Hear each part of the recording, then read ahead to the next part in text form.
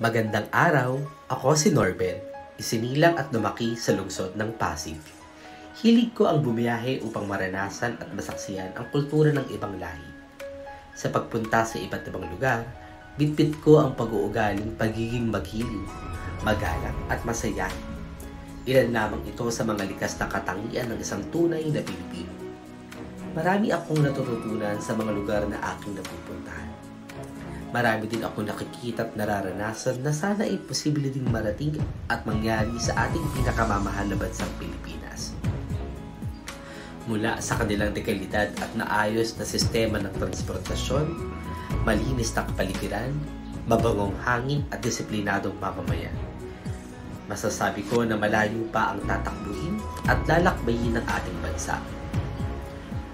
At kung sakali mang ito ay ating marating, marahil ito ay masasaksihan na lamang ng mga susunod na henerasyon.